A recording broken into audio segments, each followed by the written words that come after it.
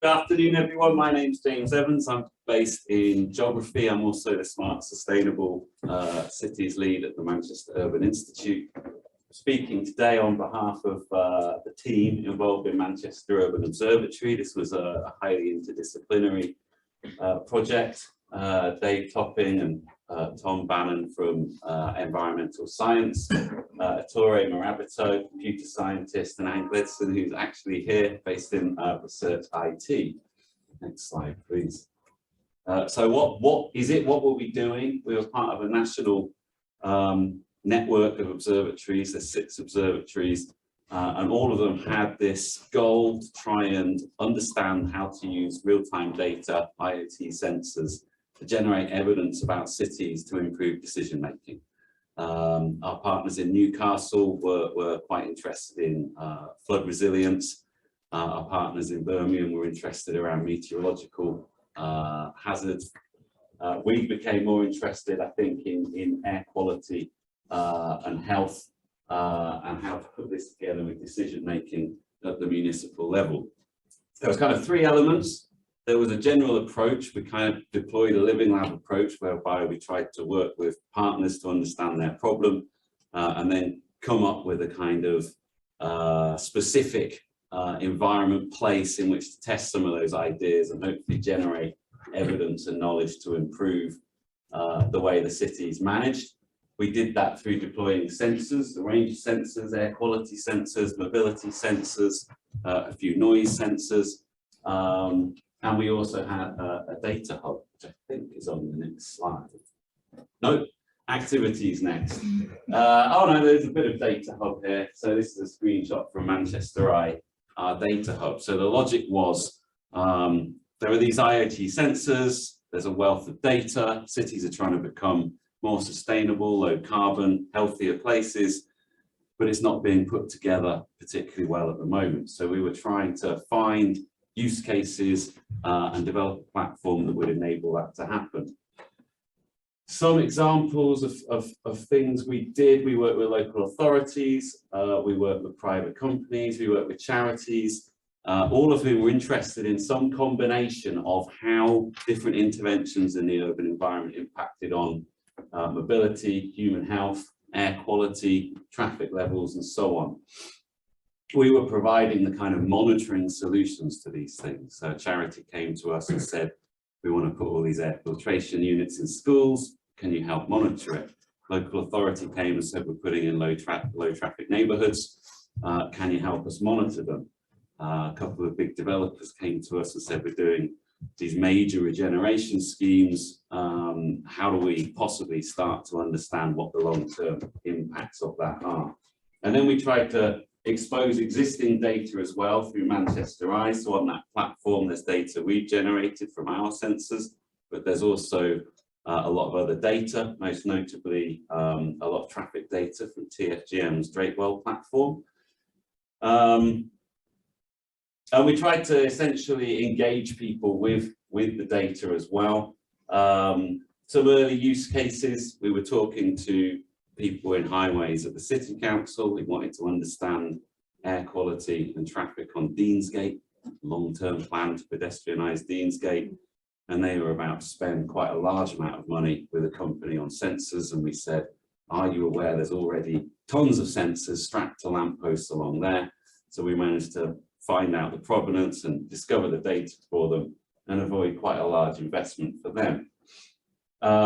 And this kind of took off, and we're currently doing quite a lot of monitoring work with partners across the UK. Next slide, please.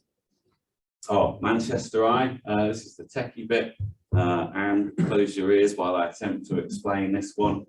So we have an archive, we have data coming in from a whole variety of different sources, some of which are our own sensors, like vivacity sensors that we have via APIs from their company platforms themselves, other things coming in from other people's platforms like TFGM's Drakewell. We also support specific projects. So DMX is a Net Office project where we're working with Exeter to understand air quality exposure in Manchester.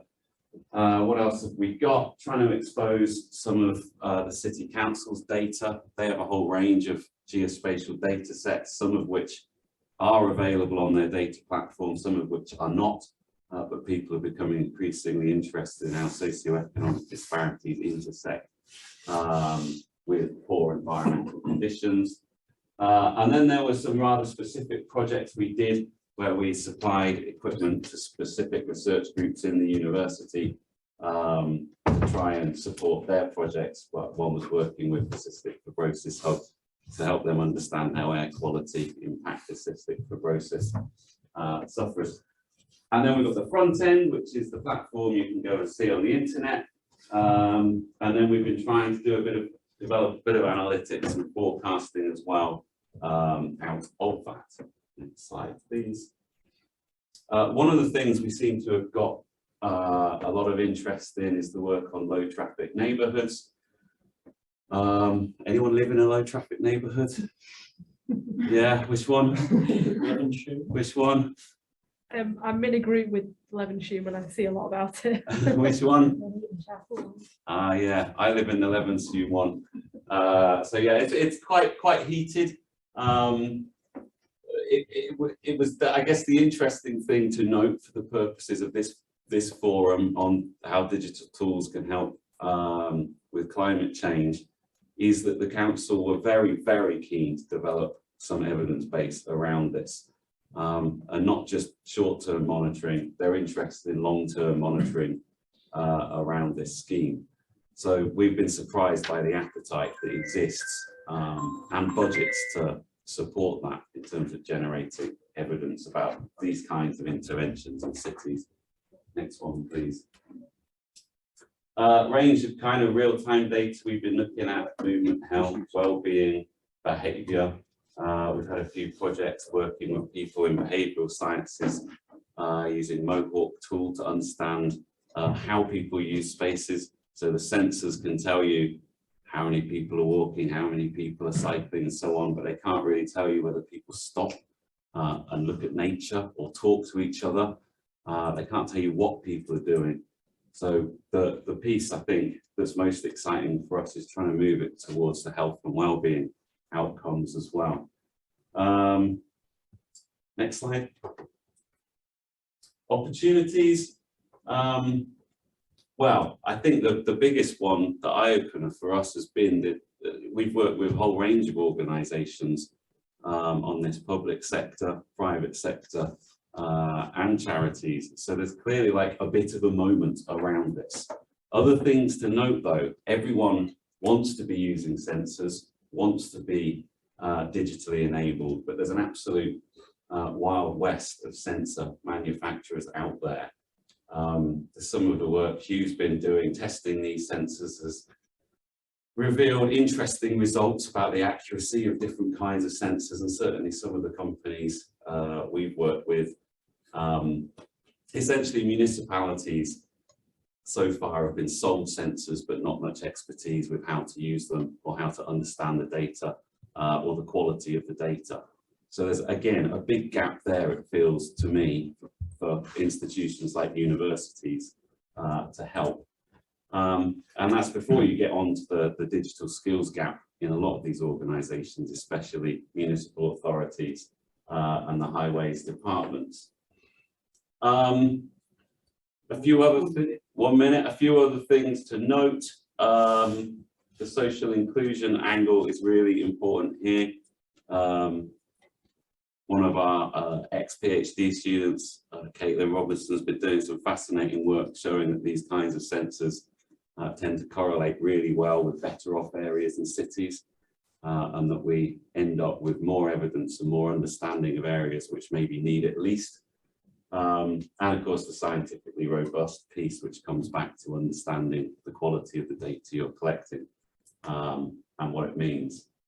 Other things, the idea of long-term change. So at the moment, cities, the work we've been doing has been very project focused, but there's clearly a shift towards citywide monitoring, long-term monitoring. There's probably an intersection with net zero here as well somewhere. The wider electrification of mobility, and the impacts of that upon things like air quality, health, active transport, and resilience more broadly, in terms of how cities can deal with more extreme weather events, things like COVID and so on. And then there's a bunch of acronyms at the end, which are other projects we're working on. I'll leave it there. Thank you. Thanks, Des.